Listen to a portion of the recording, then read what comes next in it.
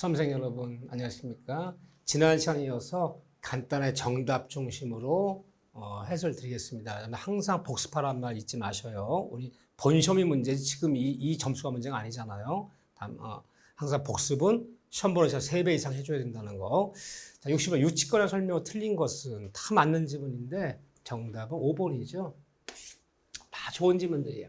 5번에 보면 유치권은 법정다문권 여기까지 맞아요. 유치권은 쌍방 합의하잖아도 법률 규정에 따라 당연히 인정된 법정다문권이므로 이를 미리 포기한 특약은 유효하다. 특약으로 배제할 수 있죠. 그래서 유치권은 물권이지만 유치권 성립이요. 유치권 성립에 관한 320조는 임의정이에요. 특약이 있다면 성립을 배제할 수 있다. 아무런 말 없다면 성립하는 거고 특약으로 유치권 성립 배제할 수 있다 없다? 있다. 그래서 물권법은 유치권 성립하는 유치권만 임의정이야. 유효하다 그래야죠. 그렇죠. 특약이 없을 때만 성립하는 거예요. 정답은 5번이 틀렸다. 이렇게 봐주시고. 자, 62번 문제 볼까요? 법정신앙권이에요. 자, 우리 법정신앙권은 너무 어렵죠. 그냥 상상급이죠. 법정신앙권은 맞으면 감사하다 생각하고 틀려도 어쩔 수 없다라는 마음을 가져야지 우리가 학문의 뜻을 두고 뭐 시험이 아니라 끝까지만 파는 거다. 또 이게 상대편 거라 90몇 점 맞아야 된다. 커트라인이 뭐 88점에 끊길지 모르겠다.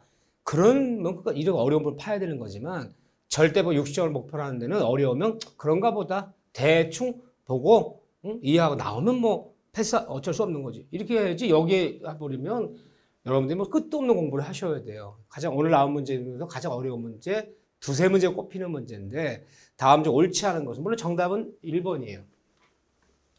이건 뭐 복습도 하지 마셔. 복습도 하지 마셔. 지금까지 몰랐던 거 복습하는데 알 수 있는 건 아니에요. 그냥 패스하신다 생각하시오. 하여튼 1번 틀렸어요. 이 관습법상의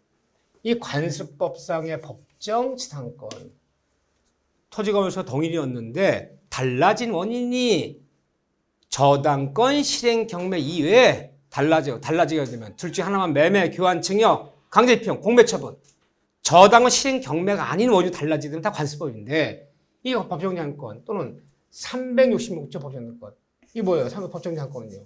저당권 실행 경매 토지 건물 둘 중에 하나만 저당 잡았다가 동갑자 둘 중에 하나만 경매 집어넣었다. 저당권 실행을 통해 달라지면 366조 저당 실행 경매가 아닌 원인으로 달라지면 관습법 모두 건물의 사회적 효용을 위에 인정 걸리기 때문에 특약에서 포기할 수 없다.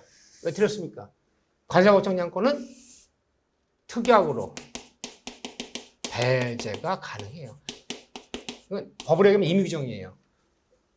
사회법정지상권은 강행규정이에요. 특약으로 배제할 수 없어요. 차이점이 있어 없습니까? 있어요.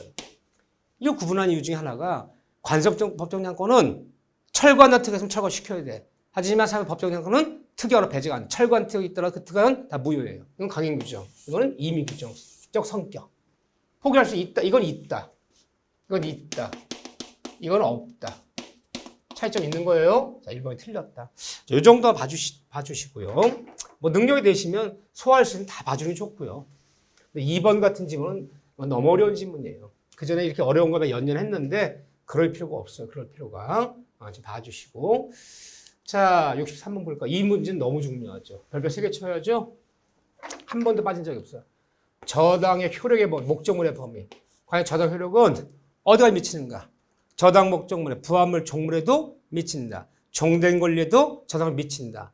과실은 미치지 않지만 단 압류에는 미친다. 토지 저당 효력은 저당 토지에 있는 건물에는 미치지 않는다. 뭐 이런 얘기들. 저당 효력 목적물의 범위. 너무너무 중요한 거예요. 바르게 묶인 것은 자 여기서 자 바르게 묶인 것은 뭐 줄줄 나와야 돼요.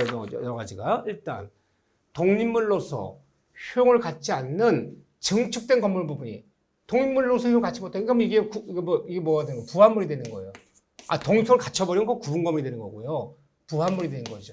부합물이 경매 절차에서 감정평가가 안 됐어요. 감정평가 누락된 부합물도 미친다.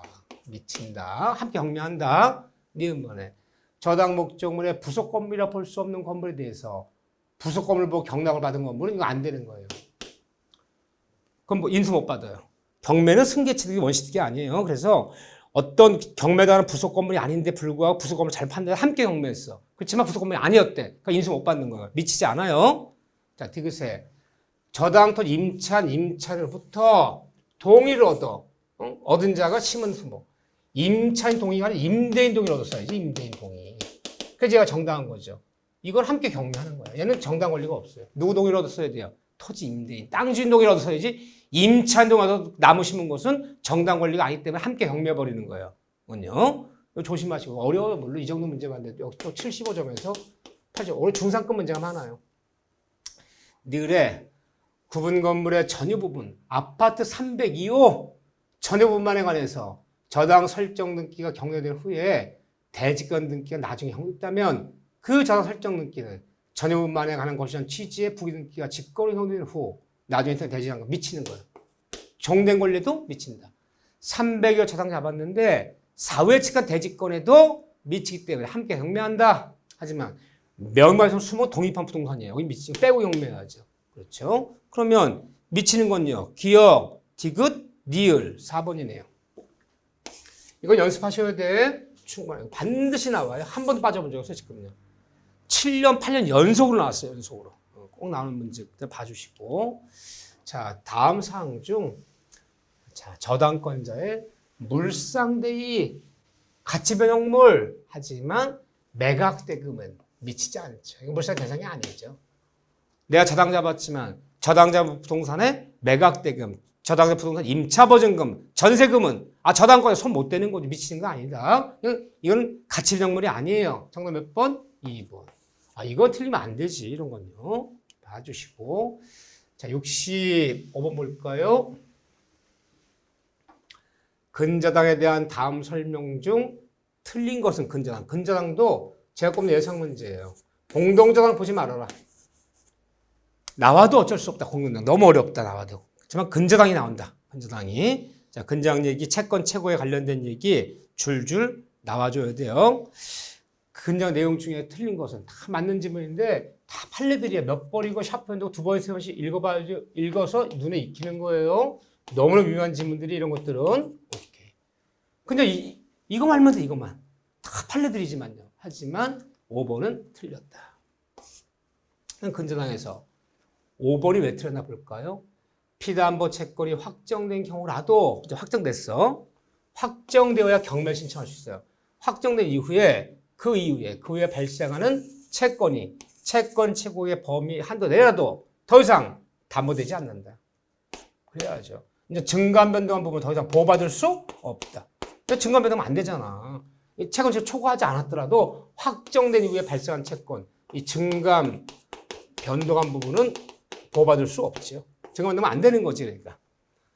담보된다면 담보된다, 담보되지 않는다 이거죠. 그렇죠. 정답 몇 번? 5번. 요거 나머지 지문들 이렇게 샤프핸드고 두 번씩 읽어보라 했어요. 다 맞는 지문들이니까 이렇게 봐주시고. 자, 여기까지가 물권법 문제였어요. 계약법 문제 넘어가 볼게요. 자, 계약의 성립에 관한 거. 이 지문들이 길잖아요. 일부러 길게 내요, 이렇게. 그러면 사실 지문이 길 때는 정답 나오면 마킹하고 다음 문제 넘어가야 돼요. 다 확인할 수는 없어요. 그렇지만 여러분들이 공부할 때 한 지문 다 보셔야 돼. 자, 바르지 못한 것은 틀린 거 고르래. 틀린 거. 다 맞는 지문이죠. 교차 청약 533조, 의사실현 532조. 그게 성립입니다. 4번은 맞았지만 5번이 틀렸어. 5번이 틀린 뭘까요? 의사실현, 관행, 거래 관행 관리에 따라 굳이 승낙한다는 걸 입으로 얘기하지 않아도 다음과 같은 사실이 발생한 때 계약은 성립한다. 관행 관리에 따라 승낙 의사표가 없었더라도 다음은 사실이 발생할 때 승낙 의사를 볼 수 있는 사실이 발생할 때 한번 볼까요? 의사 실현에 의한 계약에 성립하는 시기는 청약자가 의사 실현의 사실을 안 때가 아니야. 안 때 성립하는 것이 아니라 그러한 사실이 발생할 때 이때 성립하는 거잖아. 그러면 그러한 사실이 뭡니까? 그러한 사실이 이게 승낙의 의사로 볼 수 있는 사실. 이러한 사실 발생할 때 계약은 성립한다. 청약자 안 때가 아니라 맨날 속이는 게 이거예요, 이거. 물론 수업 시간에 몇 번 강조한 거예요. 이거 조심하셔야 되는 게 틀렸어요. 나머지 분들 한 번에 공부하면 이거 528조 2항의 지연연착의 통지의무. 지연연착 통지하지 않으면 상대방이 발신한 날에 계약은 성립한다. 연착 봐서 그 얘기지. 지연연착 통지의무. 우리 봐주시고 좀 스스로. 자, 67번 볼까요?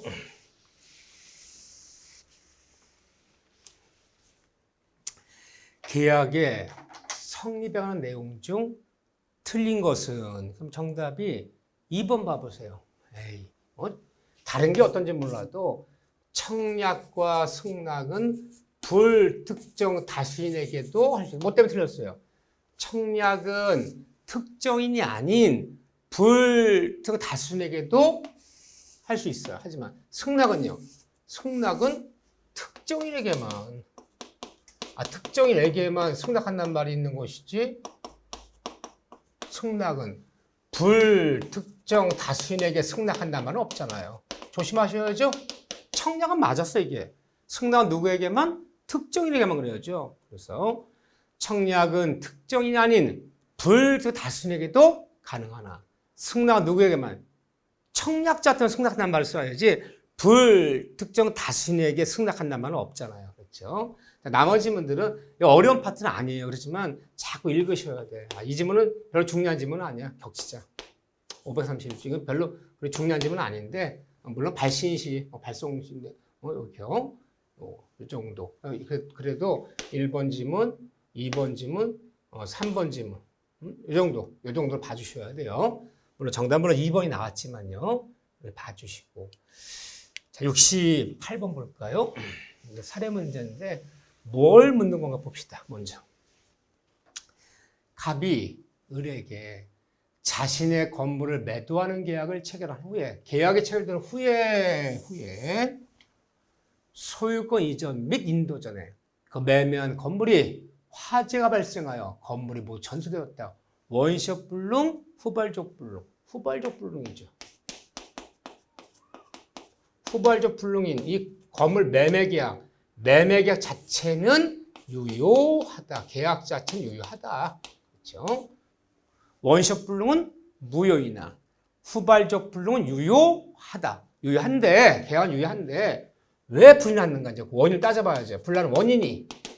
계약 유효한데 이행을 못 하잖아요. 그 불나는 원인이 채무자, 매도인이죠. 채무자 잘못으로 지잘못 불을 냈더라. 지잘못 불을 내버리면 얘는 이행 불능에 따른 채무 불이행 책임을 져야 되는 거. 지잘못 불을 냈대, 매도인이. 잔금 치기 전에. 그렇지만 얘 잘못 없이 천재지변이나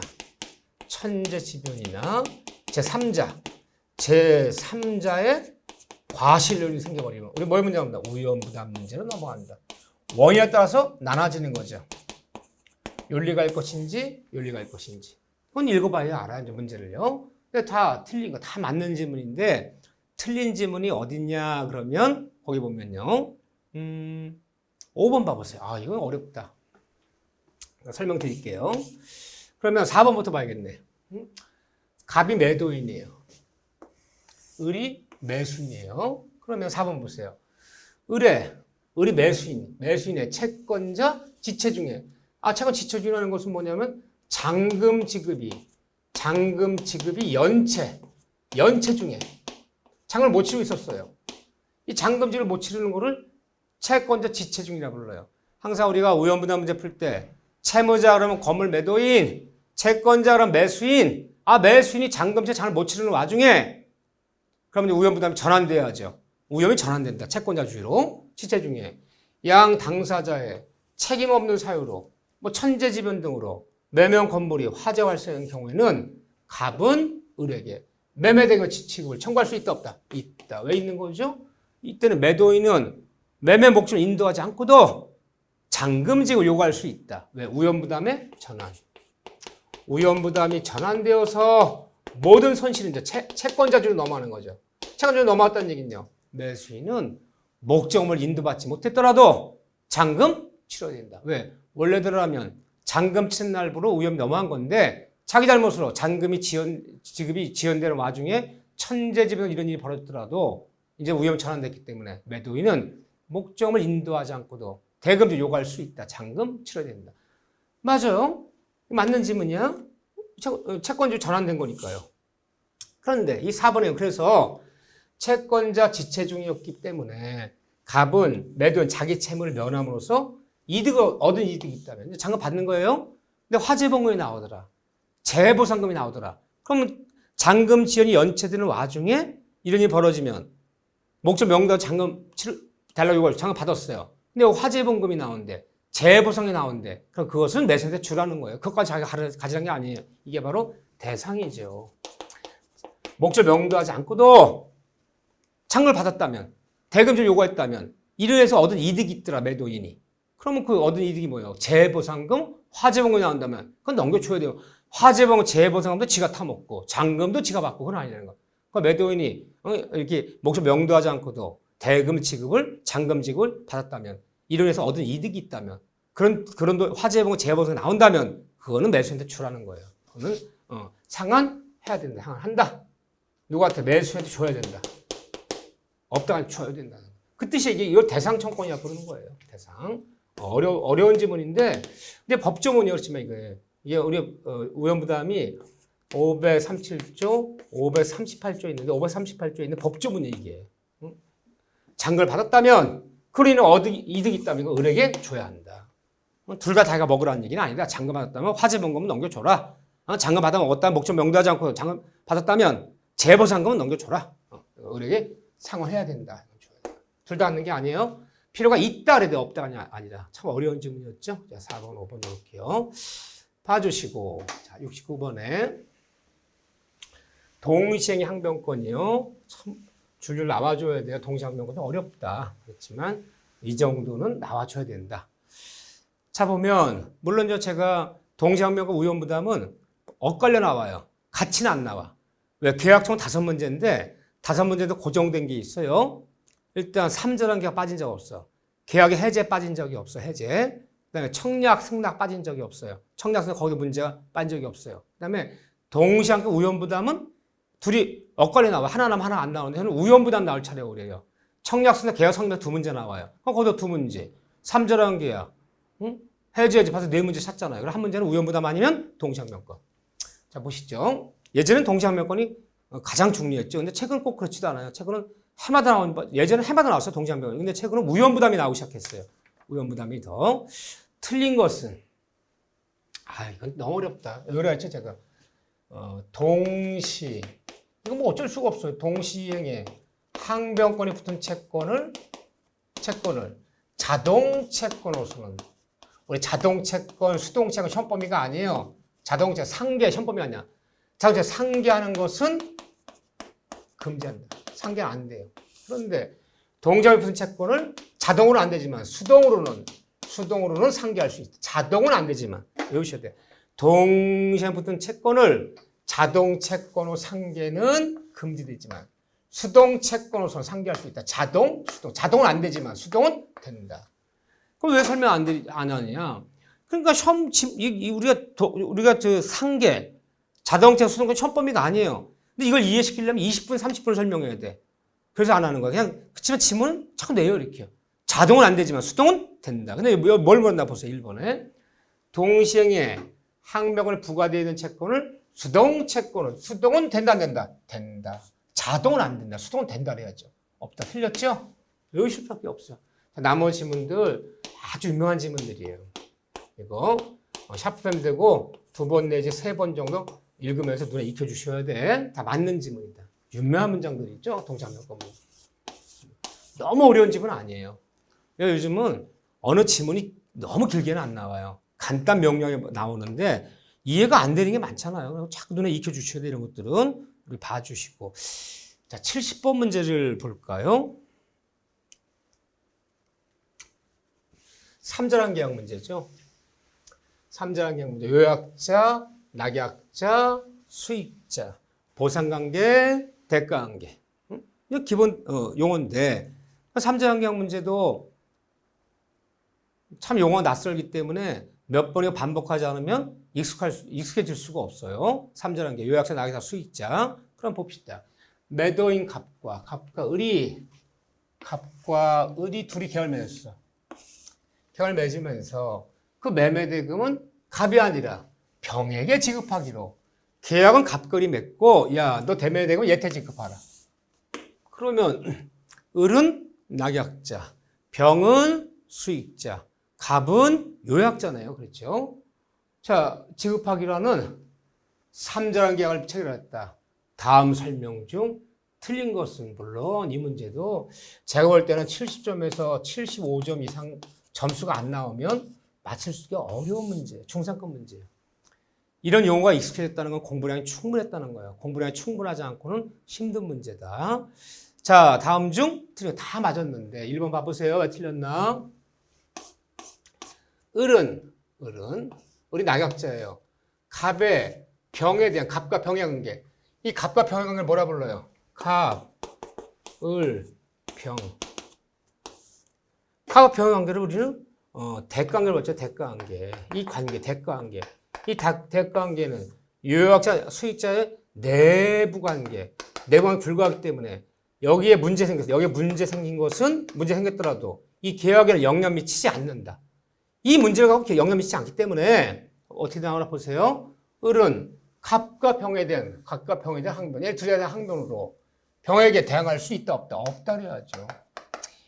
얘네 둘의 문제를 가지고 낙약자, 수익자 아무것도 주장할 것은 대항할 것은 없고 또 요약자도 이 대가관계 얘네 둘의 관계를 가지고 낙약자에게 아무도 주장할 것은 없다. 전혀 영향을 미치지 않는다. 따라 대항할 수 없다. 대항이란 말을 주장으로 바꾸시면 되잖아요. 이렇게요. 그렇죠? 있다가 아니라 없다죠. 어렵죠. 이 지문 자체가.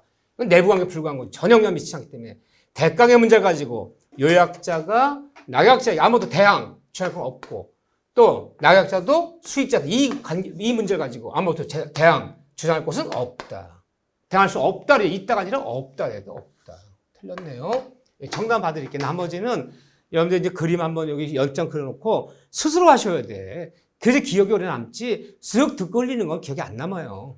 스스로 학습. 자, 정답만 좀 간단하게 설명드렸죠. 자, 71번 문제 볼까요?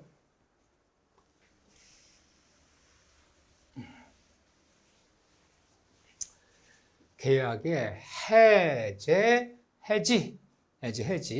보통 이제 해지 문제 나오죠. 해지보다는. 임대차 계약은 해지한다. 일시적 계약, 매매 교환 계약은 해제한다. 해지. 그러면 해제하는 설명으로 틀린 것은 다 유명한 문장들이야. 해지. 자, 보죠. 채무자가 2번 봐보세요. 채무자가 불이행 의사를 명백했어. 나 이행 못해. 잔금 못 치러를 명백히 표시하더라도 그 이행기 도래 전에는 채권 해지할 수는 없다. 틀렸어요. 채무자가 미리부터 이행 거절을 명백히 하고 있을 때는 이행기 도래 전이라도 채권 없이 즉시로 해지할 수 있다. 왜요? 안 한다는데 기다리면 뭐합니까? 채무자 미리부터 이행 거절을 명백히 하고 있을 때는 이행기 도래 기다릴 필요 없어. 안 한다는데 뭘 기다려? 이행기 도래 전이라도 뭐 없이 채권 없이 즉시로 해지할 수 있다. 이건 너무 유명한 문장이잖아요. 없다가 아니라 있다. 나머지 분들 봐주셔야 돼. 이것들. 계약, 이게 551조. 계약의 해지는 손해배상에 영향 미치지 않는다. 영향 미치지 않는다는 얘기가 손해 물을 수 있다. 물을 수 있다는 말을 법조문에 영향 미치지 않는다 표현하고 있다는 거 잘 봐주셔야죠. 자, 스스로는 좀 특히 이런 지금 조심하셔야 돼. 국어가 이상하잖아. 근데 법조문이 돼 있어요. 계약 해지하고 그리고 손해배상 물을 수 있다는 말을 법조문에는 영향 미치지 않는다. 영향 미친다로 틀려. 미치지 않는다 표현한다는 거. 이거 조심하셔야 돼요. 얼마나 많은 분들이 틀린지 몰라. 오히려 미친다 그러면 틀려요. 국어가 안 돼. 국어가. 너무 60년대 민법 제정할 때 너무 좀 국어를 이상하게 만들어놨어요. 미치지 않는다. 미치지 않기 때문에 손해배상 별도라는 거야. 해지가 별도이기 때문에 따로 부를 수 있다. 그걸 미치지 않는다 표현한다는 거. 맞는 지문, 2번은 틀린 지문이 물론 이렇게 봐주시고. 자, 72번 문제 봐볼까요? 우리가 계약금 문제랑 계약금이랑 매도인 담보 책임 너무너무 중요한 파트인데 좀 섞은 문제예요. 자, 매매에 관한 설명 중 옳지 않은 것은 자, 정답이 3번 먼저 볼게요. 해약금의 해제가 뭡니까? 계약금을 치른 매수인이 계약금만 포기하면 받은 매도인은 100만 상환하면 일방적 계약을 해제할 수 있다. 계약금 포기하고 100 상환 해제를 해약금 해제라 부르잖아요. 해약금. 이 해약금에 대한 해제는 채권 관계를 소급적으로 소멸케 함으로 손해배상 청구나 원상의 문제는 생기지 않는다 그래야죠. 응? 왜? 해약금 해제는 아무것도 이행에 착수하기 전까지만 돼. 아무것도 이행이 안 됐을 때면 되는 거야. 그러니까 해약금 해제는 뭐가 없다? 원상회복이 없다. 계약금 포기 해제에서는 원상회복이 없다. 별도의 손해배상이 없다. 뭐 계약 위반한 법정 해제가 아니잖아요. 또 해약금에 계약금 포기를 해제할 때는 상대 최고할 필요 없어요. 이 세 가지가 없는 게 바로 해약금 해제예요. 이 세 가지가 있으면 법정 해제죠. 세 가지가 인정되면 법정 해제. 세 가지가 인정이 안 되는 게 바로 약정의 해약금 해제예요. 이거 법정의 다른 점이에요. 세 가지가 없다. 있다 그랬잖아요. 완전 반대 얘기했네요. 틀렸죠. 자, 나머지 분들은 뭐 스스로 좀 봐주시고 특히 2번 같은 경우 그러면요. 이거는 안 봐도 좋아요. 2번은요. 2번 안 돼. 뭐 1번 지금 인도전까지 갈 수 있는 인도시까지 매도액이 있다는 거. 뭐 그다음에 이런 것도 안 봐도 좋아요. 이거 너무 물론 이행 배상인데 약간 머리 좋아요. 이렇게요. 이 정도. 그럼 뭐 여기서 볼 것도 그렇게 없네. 뭐 이거랑 이거는 한번 어려운 질문처럼 보이지만 그렇게 어렵진 않은 거예요. 자, 오히려 이런 문제 중요한 거예요. 물론 기출문제예요. 31회 때인가? 이게 간단히 요즘은 요즘 문제 특성이 그래요. 간략히 물어. 간략히 묻는 게 더 어려워요. 이렇게요. 불특정물 하자. 불특정물 매매. 다른 말로 종류 매매. 이거를 불특정물 매매라 그래요. 동산 매매. 그 물건이 안 되면 다른 걸 대신 바꿔줄 수 있는 매매. 쌀 한 감을 사왔는데 쌀벌레 곰팡이 난 쌀을 줘서요. 쌀가에 전화해서 이 쌀 가지가 쌀 바꿔달라. 바꿔줄 수 있는 매매. 불특정 매매, 종류 매매, 동산 매매, 공산품 매매 이런 거요. 여기서 뭐가 있나요? 빠짐없이 청구권. 물건 바꿔달라. 선이었다면 손해배상. 도저히 안 되겠어. 계약 해제. 다 있지만 대금감이라는 말은 없죠. 이 대금 어디에 있나요? 깎아달라. 대금감액은 일부 타인의 권리를 매매했을 때 매수인이 선이었던 악이었던 불문하고 둘 다 대금감액. 매매 목적은 수량이 부족했을 때 선이 매수인은 대금감액. 이 세 명만 있는 거예요. 이 세 명 말고는 누구도 깎아도 대금감이라는 말 없어요. 일부 타인 매매했을 때 선이 악이 둘 다 대금감액. 수량 부족일 때 선이까지만 악이는 수량 부족일 때 대금감이 없어. 이 세 명 말고는 누구도 대금감이 없으면 안 되잖아요. 이 거저주는 문제자 도표 외웠어야죠 이건요. 자 그래서 인정되는 것은 몇 번이 이렇게 되면요. 4번이네 4번. 이거는 아니지. 여기만 있는 거잖아요. 일부 타인 매매 선이 악이. 수량 부족일 때 선이만 있는 거잖아요. 외우셔야 돼 이런 거 특징적. 이 담보 책임 도표를 외우지 않고는 방법이 없어. 절차법 적용이기 때문에 봐주시고. 자, 어려운 지문이지. 뭐 이런 거 시험장 나왔다면 패스해야 돼. 여러분들이 물론 이제 시간이 50분인데 다 풀 수 있는 문제를 주지는 않아요. 왜? 객관식 시험을 봐서 사람을 선별한 방법에는 내용 난이도, 상중하를 이렇게 조절하기도 시간 난이도 모든 사람 제 시간에 풀 수 있는 문제 주지 않아요. 수능이고 모든 시험이 그래. 그럼 이런 거 걸리면 안 되는 거야. 그래서 시험장 가면 나이만큼 젖혀야 돼 문제를요. 내가 30대라면 3문제 못 푼다 봐야 돼. 40대라면 4문제는 길어 보이고 복잡해 보이고 이게 1분인데 어떻게 풉니까? 집에서 시간 충분히 주고 뭐 5분이 걸든 10분이 걸든 풀으라면 풀지 그러면요. 실력이 있으면. 1분 내에 풀어야 된다는 거죠. 그래서 다 못 풀어요. 40문제 중에서 나이만큼 패스한다. 이거 패스해야 돼요. 사실은. 이거 문제 파악하는데 1분 이상 걸려요. 좀 간단히 볼게요. 을은갑으로부터 2022년 3월 1일에 기간의 약정 없이 토지를 임차한 뒤 지상의 건물 시중했다. 토지임대차 지상물 매천권이야. 다음 설명 중 바르지 못 틀린 거 고르래요. 지상매천권, 토지임대차 지상매천권. 자, 정답이 2번이에요. 2번 한번 볼게요. 토지임대차에서 지상매천권이에요. 지상매천권. 자, 토지임대, 토지 소유자 갑이야. 토지 임차인이야. 갑을 간에 임대 종료하기 전에 건물 기타 전기 일체를 포기하고 약정했어.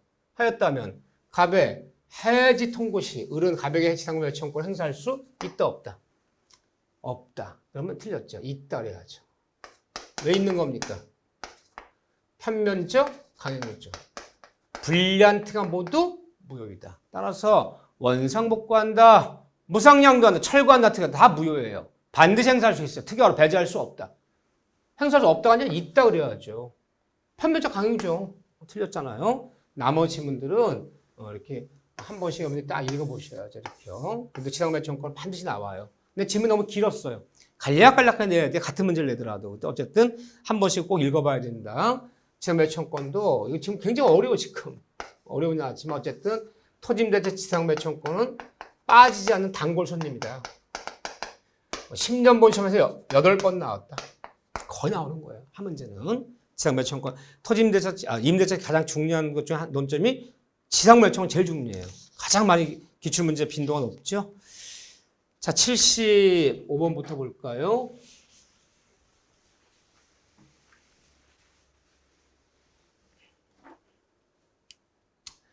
민법상 임대차에서 임대인과 임차인의 의무에 관한 설명 중 틀린 것은 이게 좋은 문제지. 요즘 문제들은 이렇게 너무 어렵지 않으면 평이하면서도 모를 겁니다. 아주 요즘 그 31회, 30회, 33회 최근 3년치 기출문제를 보면 74번 문제보다 75번 문제 훨씬 좋은 문제 이렇게 나온다. 간략하게 묻는다 이렇게요. 그렇지만 모르고 다 묻는단 말이에요. 다 좋은데 다 맞아요. 1번, 2번, 3번 맞는 건 다 읽어봐야 돼요. 다 맞는 5번 틀려서. 왜 틀렸나 볼까요? 임대인이 목적물을 임차인에게 인도한 후에는 특별한 사정이 없는 한 그 계약 존속 중 그 사용 수익에 필요한 상태를 유지하게 의무까지 부담한다 그래야지. 응? 수선 수리 의무는 수선 수리 임차 목적물 유지 관리 의무를 임대인이 져야죠. 임대인이 진다. 그래야죠. 물론 그렇지만 임의규정 이게 지는 게 원칙일 뿐이야. 이게 임의규정 강의정은 아니다 그렇지만 아무나 봐도 지는 게 원칙이지만 특약이 있다면 임차인에게 전가시키는 특약은 유효하다. 특약이 있다면 순수 유효하려면 임차인이 해야 되지만 그렇지만 아무런 법이 원칙을 물 때는요. 임대인은 사용 수익에 필요한 상태를 유지하게 해줄 의무를 부담한다 그래야지. 순수 유효할 누가 임대인이 다 져야죠. 임대인 해주는 거죠. 그렇죠? 지지 않다가 아니라 부담한다 그래야죠. 틀렸죠? 나머지 어려운 문제 아니지만 소화시켜야 된다. 자, 76번이요. 자, 오늘 하신 문제 중에서 가장 어려운 문제 두 문제 꼽히는 거죠. 1분에 못 풀어요. 날짜 여러분들 일단 볼 때 가을령이 나오고 날짜가 막 이렇게 막 나오면요. 딱 보기에도 시간이 오래 걸리는 거야. 이런 지문에 날짜들이 이렇게 나오면 1분에 못 풀어요. 딱 보자마자 패스하는 거야. 자, 읽어보면 그 얘기예요. 갑은 을소의 주택 하나요. 을과 보증금 3억 원으로 하는 임대계약을 체결하고 2018년 3월 5일 대항요건 인도 플러스 처리신고 확정일자 갖추었다. 근데 병은 2018년 5월 6일 이 주택에 관해서 저당을 취득했다. 그러면 얘가 세입자 들어온 날은 저당이 없었어요. 확정일자가 제일 빨라요. 전일자가 제일 빨라요. 근데 병은 2018년 5월 6일 날 저당을 취득했고 갑은 2020년 3월 9일 이 주택 임차권 등기 명령 집행했다. 임차 등기 마쳤다. 2년이 끝났는데 보증 안 빼줬나 봐요. 그럼 임차등기 마쳤어요. 임차등기 마치면요. 얘는 원래 1, 2 돌아가는 거지. 최초 전입을 들어와서 보호받는 거잖아요. 그렇죠? 예, 그래서 임차등기 낸 날로부터가 아니라 2018년 3월 5일 날에 대항력과 우선 면제를 그대로 유지하는 거지. 그럼 얘가 후순위가 되는 거야. 자, 여기서 옳은 것은 다 틀렸는데 이거 뭐 1분에 풀 수는 없지만요. 일단 1번은 맞았어요. 갑은 임차 등기 명령 비용을 을에게 나중에 청구할 수 있다 없다? 있다. 임차 명령이 내려면요. 등록세 뭐 이런 거 다 물고 등기 비용 들잖아요. 이 다음에 집주인한테 받을 수 있다 없다? 있다. 이거만 맞아. 한번 다 틀렸어. 한번 이거는 시간 되면 한번 재미삼아서 한번 따져보세요. 근데 이렇게 나오면 거의 패스해야 돼. 이걸 어떻게 여기 1번에 답이 있었기 때문에 망정이지 5번에 답이 있다면 이거 푸는데 3분에서 5분 걸려요. 이런 문제 3문제 풀면 10분 가는 거야. 일단 패스하셔야 돼요. 정답 1번이다. 자, 77번 7번 문제 볼까요? 역시 상가보호법이에요. 서울에 있는 상가 건물을 1억 원 400. 그러면 400 곱하기 100을 하면 이 사람은 5억짜리 되는 거야. 9억 원 이하인 자는 서울에서 9억 원 이하인 자는 상가법을 적용받는 소액상이 되는 거죠. 이 상가법 적용받네요. 확정일자 같이 나왔어. 어때? 세무서장 같아 가서. 주택은 동사무소 확정을 찍어주지만 상가법 따라 상가 임차인은 인도 사업자 등록 신청하고 어디야? 세무서장한테 확정일자 받는 거야. 똑같이 가는 거예요, 이렇게요. 그런데 틀린 것은 다 좋은데 다른 건 다 맞는 지문이에요. 3기 차임 상당 연체면 갱신 거절 당하여 거절 사유 없는 경우 최단 기간 1년은 보장해 줘야 돼요. 다 맞아요. 근데 3을 왜 틀렸나? 갑이 보증금 반환청 소송의 확정 판결에 따라서 이 건물에 대한 경매를 청구하는 경우 상가 임대기 끝났는데 안 빼주는 거야. 소송까지 냈어요. 보증금 반환청 소송 반환해라. 그래도 안 빼줘. 그럼 어떻게 압류 잡아야죠. 경매직원을 넣으래. 경매직원을 넣을 때 상가 임차인 갑은 갑의 건물 명도 의무 이행은 집행의 요건이 아니다 그래요. 요건이다 하면 틀려요. 상가 임차인 경매직원을 넣을 때 상가를 비우지 않고도 장사하면서 경매 진행할 수 있는 거지. 집을 비워줘야 상가를 비워줘야 경매 받아준다. 그럼 집행개시 요건이라고 그러는 거예요. 예전에는 그렇게 했는데 이제는 비워주지 않고도 경매 들 수 있다. 다만 경락대금에서 이 보증금을 수령할 때는 이 집을 벼주고 상가를 벼줘야 보증을 내줘요. 하지만 경매 신청할 때는 벼주지 않아도 집을 비우지 않아도 상가를 비우지 않고도 경매 신청할 수 있다. 그거를 집행개시 요건이 아니다 그러는 거야. 이게 뭐가 명도가 요건이다는 벼줘야 된다. 요건이 아니다 그래야 되는 거야. 이거 하나만요. 나머지들은 한 번씩 이렇게 1번은 봐주셔. 1번은. 그래서 이렇게 항상 우리가 시험이 어려우면 어디가 어려운 거냐. 민사특별법 2문제 정도 지문이 길어요. 일부러. 시험은 짧고요. 이렇게요. 이런데 일부러 이렇게 낸다. 이렇게요. 자, 78번 볼까요? 가담법. 이거 맞춰야 돼요. 이거 뭐 단어의 문제풀이 이런데 굉장히 중요해요. 여기 청산 절차는 틀릴 수도 있지만 반반이에요. 가담법 청산 절차 나올지 적용만 받느냐 못 받느냐 이렇게 나올지 그럼 이렇게 나오면 반드시 맞죠. 청산 절차는 틀릴 수도 있어. 너무 복잡하면요. 누가 이 벌 적용받을 것이냐. 그래서 적용되는 경우는 1번이죠. 이 법은 폭리를 방지하려고 그래요. 폭리. 채권자 돈 몇 푼에 막 집을 날려버리고 땅을 가져가 버린단 말이에요. 폭리를 방지해 만든 법이기 때문에 1억 원을 차용하면 빌리면서 시가 2억 원짜리에 이걸 잡혀준 거야. 가등기 담보를 잡혀주고 그다음에 예약을 했어요. 그러면 1억 못 갚는다고 해서 2억짜리 부동산을 그냥 본인이 내버리면 이게 폭리되는 거잖아. 이 법을 적용받아서 청산 절차를 거쳐서 하라는 거죠. 그래서 이 법은 예약 당시가 돈 빌리는 날이야. 돈 빌리는 날 갚을 돈보다 빌린 돈보다 목적 가치가 더 클 때는 더 초과할 때는 이 법을 적용받아야 돼. 그냥 가져면 폭리되는 거잖아. 청산자 거쳐 청담 주고 지급해라. 이 법 적용받아. 근데 이런 것들은 다 이 법 적용받지 않는 경우예요. 굉장히 중요한 문제예요. 이거는 뭐 다른 별 문제 풀이건 뭐 모의고사 문제 앞으로 많이 풀어드릴 거예요. 이 질문은. 저는 여기가 나온다 봐요. 예전에는 가담법 쓰지도 않는 법이에요. 중개업무 필요도 없어요. 양도담보다 매도담보다 담보등기는 거의 사례가 없어요. 예전에 많았지만. 응? 근데 이거 자꾸 그 어려운 절차법 부르면 틀려내는 거잖아요. 출제원들도 알아요. 점점 이 법이 크게 쓰임새가 점점 사회에서는 없어진다는 거. 그러니까 첫 번째로 그냥 내긴 내야 된단 말이에요. 그러니까 누가 적용받느냐. 이게 중요해요. 이거요. 이거 봐주시고. 자, 1번이에요. 초과할 때만 적용하는 거예요. 미달할 때는 이 법을 적용하지 않는다. 집합건물법이죠. 집합건물법. 이 정도는 뭐 다 이 정도 지문은 줄줄 나와줘야 돼요. 자, 거기서 집합법에서 다음 중 틀린 것은 재건축이 제일 중요해.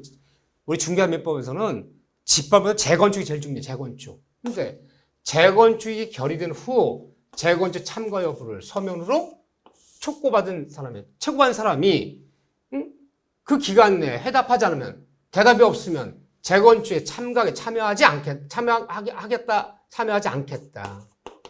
않겠다는 의사를 보는 거죠.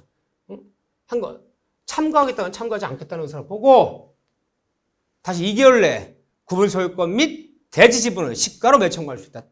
몇 개월 내 대답이 없다면 몇 개월 내, 몇 청구하라? 2개월 내. 하겠다, 참가하지 않겠다. 틀렸죠? 나머지 뭐 보시면 되고 이 정도야. 80번 문제 볼까요? 실명능기법이에요. 실명법도 어려워요. 제가 요번에 3년째 기출문제보다 3문제 정도 어려웠다는 게 이 민사특별법이 보통은 한두 문제만 어려웠는데 3문제나 어려웠어요. 그래서 어렵다 그랬던 거예요. 3문제 정도 업을 시켜야 돼. 자, 이건 어떤 문제냐? 부동산 실거래자 명의 등기한 법률 시행 후 갑은 을소의 부동산 취득하고 없잖아. 세금 문제 등을 이유로 병에게 매수 대금을 건네주면서 을이 매도인이에요. 얘 물건을 사고 싶은데 자기 집 살 수 없는 갑이 누구에게? 병에게 자금주야. 자금을 대주면 네가 가서 계약 맺어라. 뭐죠? 그럼 얘가 가서 직접 계약 맺는 거야. 명의 수탁자가 가서 직접 계약을 맺는 거예요. 이게 뭡니까? 계약 명의신탁. 그러니까 사례 문제 나오면 둘 중에 하나예요. 3자 명의신탁인지 계약 명의신탁인지 먼저 파악해야 돼. 3자 명의신탁이 돼버리면 계약 맺는 사람이 신탁자. 계약을 누가 맺는 거야? 을이 맺는 거야. 갑이 맺는 거야. 갑이랑. 등기만 예쁘게 넘기는 거야. 얘가 계약 당사자라면 3자 명의신탁. 수탁자가 계약 당사자. 얘가 직접 가서 계약서 사인해요. 그러면 계약 명의신탁. 누가 당사자냐? 얘가 당사자야. 돈 대준 거죠? 계약 명의신탁. 이 얘기죠? 자, 옳지 않은 것은 물론 이 정도 문제 풀려면 등기법 다 알아야지. 민법의 물권법 알아야지. 플러스 거의 실명법 알아야지. 거의 뭐 종합적인 문제죠. 그래서 실명리법은 사람들 나왔다. 맞췄다면 무조건 이분 80점 다 넘는 분이에요. 그렇지만 우리는 딱 좁혀진 다음에 모든 막 날 수 없다면 3자 명의신탁, 계약 명의신탁 두 문제만 한 서너 문제 풀어보는 거야. 두 문제만. 딴 건 아마 할 수 없고요. 자, 여기서 다음 중 옳지 않은 것은 정답은 5번 볼까요? 을이 선이래요. 몰랐대요. 선인 경우 갑은 병에 대해 취득한 소유권을 부동산 반환을 소유권 반환을 요구할 수 있다 없다. 소유권 누구한테 있다? 수탁자한테 있다. 이 계약이 유효하고 이 등기가 유효하기 때문에 수탁자 병은 소유권 취득한다. 부당반환 청구해요. 돈. 내가 가진 자금이야, 자금.